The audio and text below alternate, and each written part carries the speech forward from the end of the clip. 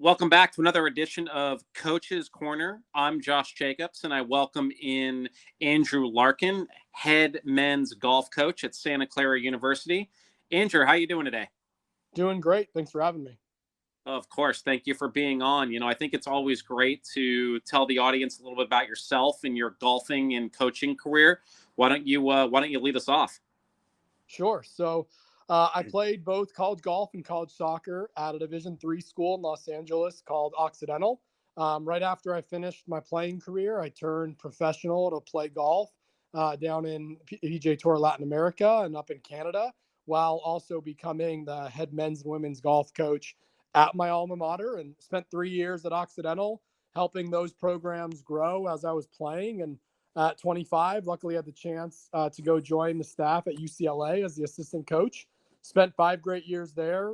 Really enjoyed my time with the Bruins, and was fortunate enough to have the opportunity to come up here to Santa Clara and in my second season, and really excited about what we're building here and everything that we have going on, building towards the future. It's really amazing to hear how many coaches are settling in at their alma mater, or at least get their start there. So that's obviously, obviously in your case, when you think back, what was your favorite part of the student athlete experience?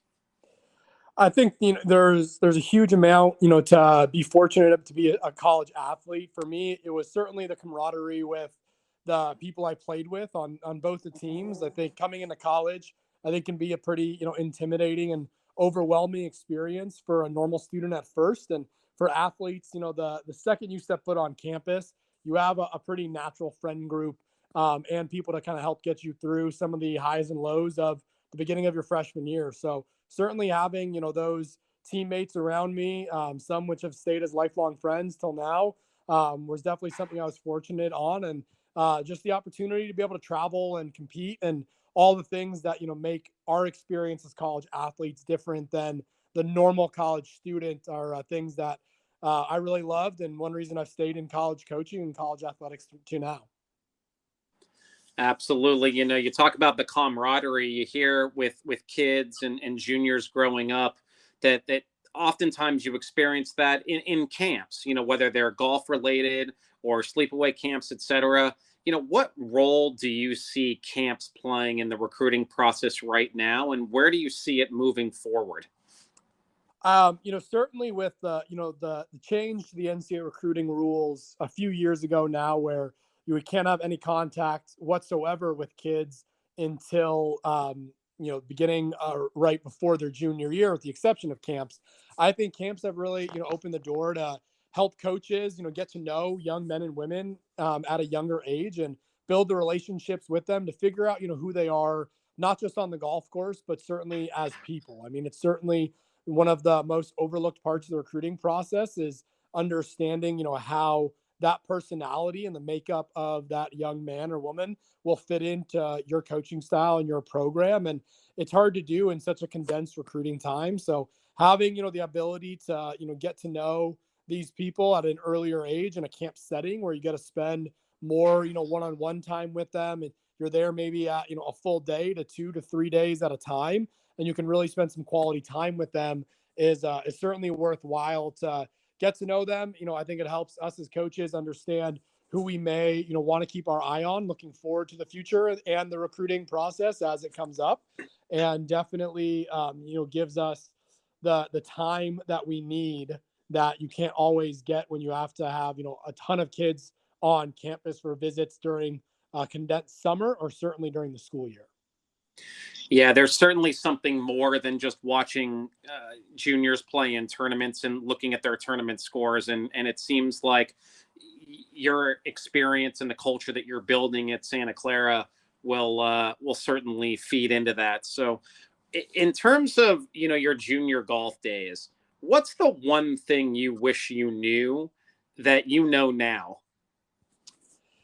Oh, that's a great question. I mean, I would say, now being kind of at three very different programs, especially, going from a Division III school to, one of the most elite programs in the country at UCLA, to, a mid-major program here at Santa Clara that's on the rise to compete at the national level, is really just be open to the horizon of how many opportunities they are truly out there to play college golf, both for men and women. I mean, when you talk about Division 1, 2, and 3, with the addition of NAIA, junior college, all of that, there's probably almost 1,000 teams in the country that you can play for. And I think everyone gets, very hard set and focused on, I need to go play for, one of the top 10 teams in the country, or the team that I see on TV, or the only, schools, the big, giant schools that I may know, where I think there are some phenomenal universities out there and golf programs that are great fits for kids beyond the schools they may know. So I would, say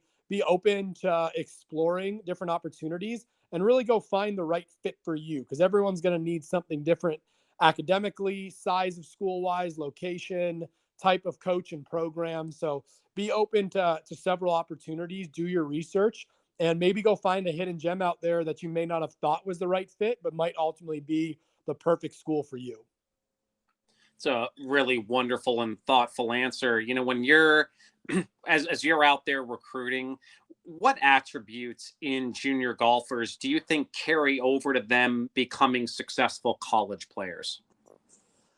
I think, attention to detail, without a doubt. I mean, players that, are going to have a plan when they go through it. You can see it in, how, they eat, how they warm up for a tournament round. They're looking at a yardage book.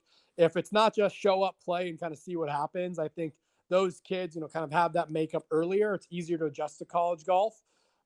Kids with grit and fight, I think ultimately all of us as coaches probably want to go watch and evaluate kids on their bad day and see what they can turn it into. If you're on pace to shoot 80 and you can grind it back to 75, that tells me a lot about your character. If you're on, pace to shoot 80 and you let it become an 81, that's someone that I probably need to be worried about, that if they don't think they have their best, might not be able to go deliver something to protect our team if they're playing in a team score tournament. And then for me, I always try to look at how you treat and interact with your parents.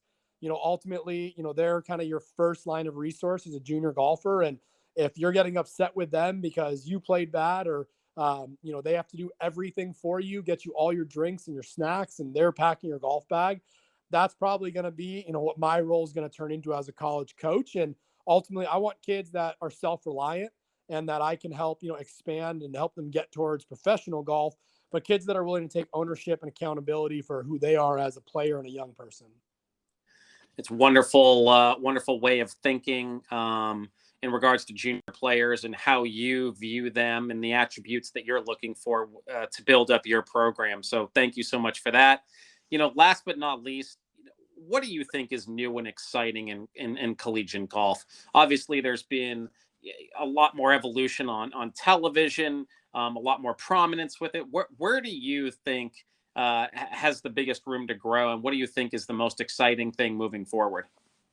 For me, I think, because of all of those expansions with, not just, TV, but, expanded resources and college sports as a whole just growing, I think the parity in college golf has become what's really fun from a player and university aspect, maybe more stressful for me as a coach, because there are just so many more good teams out there.